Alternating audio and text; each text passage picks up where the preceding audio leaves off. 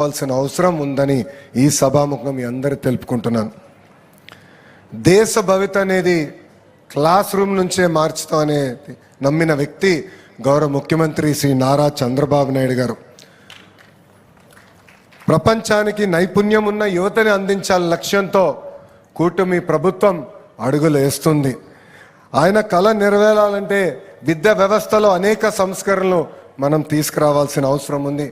దీంట్లో మనందరం అంటే ఉపాధ్యాయులు, తల్లిదండ్రులు, విద్యార్థులు, అధికారులు అందరం కలిసికట్టుగా పనిచేయాల్సిన అవసరం చాలా ఉంది. అందుకే ఈరోజు ఈ పేరెంట్ టీచర్ మీటింగ్ సమావేశం ఏర్పాటు చేశాం. గతంలో ఎప్పుడు జరిగిన విధంగా అందరిని అనుసంధానం చేసే మార్గం మన ప్రభుత్వం ఎంచుకుంది. మొదటి పేరెంట్ టీచర్ మీటింగ్ బాపట్ల ఏర్పాటు చేశాం.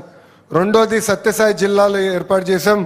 మూడోది పార్వతీపురం మన మన్యం జిల్లాలో ఏర్పాటు చేసుకుంటాం కూడా ఈరోజు జరిగింది.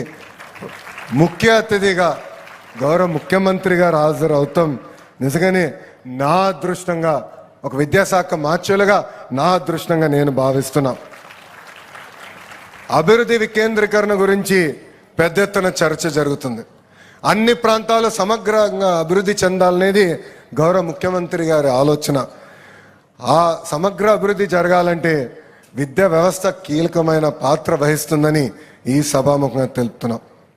పిల్లల్ని చూస్తే నాకు దేవుళ్ళు కనపడతారు. పిల్లలు మన భవిష్యత్తు. పిల్లలంటే నాకు చాలా ఇష్టం. అందుకే గౌరవ ముఖ్యమంత్రి గారిని అడిగి నేను విద్యాశాఖ ఎంచుకుంటాం జరిగింది. ఈ పేరెంట్ టీచర్ మీటింగ్ చూస్తే చిన్నప్పుడు నేను పాఠశాలకు వెళ్ళినప్పుడు నా పేరెంట్ టీచర్ మీటింగ్ గుర్తొస్తుంది. పేరెంట్ టీచర్ మీటింగ్ అనగా నాకు బాగా భయం వేసేది చిన్నప్పుడు. ఎందుకంటే మాది ఒక అల్లరి బ్యాచ్. మా క్లాస్ టీచర్ నా పైన ఎప్పుడూ కంప్లైంట్ చేసేది మా తల్లికి. నా పేరెంట్ టీచర్ మీటింగ్కి ఏనాడు గౌరవ ముఖ్యమంత్రి గారు రాలేదు. అలాంటిది మీ పేరెంట్ టీచర్ మీటింగ్కి గౌరవ ముఖ్యమంత్రి గారు హాజరయ్యారు. ఎంత పని ఒత్తిడి ఉన్నా నా దేవాంశ్ పేరెంట్ టీచర్ మీటింగ్ నేను తప్పనిసరిగా వెళ్తా. అన్ని పనులు మానుకుని వెళ్తాను. ఎందుకంటే పిల్లల్ని పైకి తీసుకురావాలని బాధ్యత కేవలం ప్రభుత్వాన్ని కాదు, ఇక్కడున్న తల్లిదండ్రుల పైన కూడా బాధ్యత ఉంది. అందరం కలిసికట్టుగా మాణిక్యాలని తయారు చేయాలి.